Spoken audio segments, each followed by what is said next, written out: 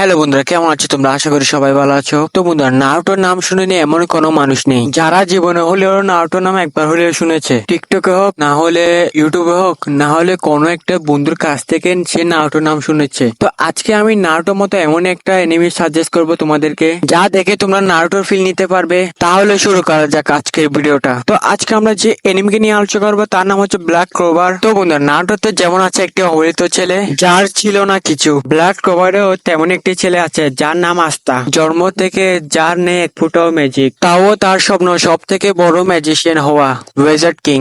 Naruto হতে চেয়েছিল হুকাগে, আর আস্তা হতে চায় ওয়েজার্ড কিং। নারুটো মতো জিরো থেকে হিরো হবার গল্প।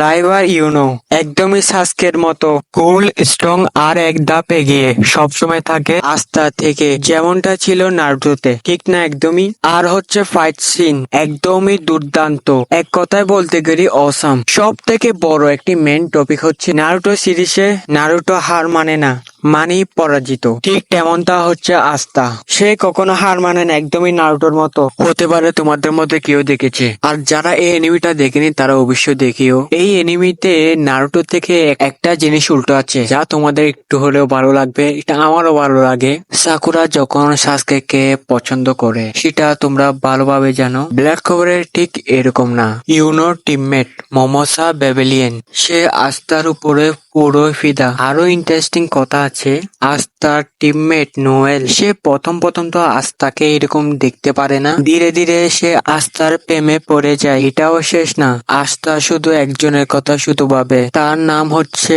Sister lily. আরো ইন্টারেস্টিং জিনিস দেখতে পারবে তোমরা, কিন্তু সেটা আমি বলবো না, তোমরা নিজেরাই দেখে নিও। আমি যদি সবকিছু যদি বলে দিই তাহলে তোমরা দেখে আর মজা পাবে না, তো আরগুলা তোমরা দেখে নিও নিজে থেকে। তো বন্ধুরা, আশা করি ভিডিওটা সবার থেকে ভালো লাগবে। ভিডিওটা যদি ভালো লেগে থাকে তাহলে অবশ্যই কমেন্টে বলিও। আর তোমরা এই এনিমি সিরিজটা আগে দেখে শোনা সেটাও কমেন্টে বলিও। সবাইকে আল্লাহ হাফেজ, দেখা হবে আরেকটা নতুন ভিডিওতে। সরি, দেখা না, কথা হবে আরেকটা নতুন ভিডিওতে।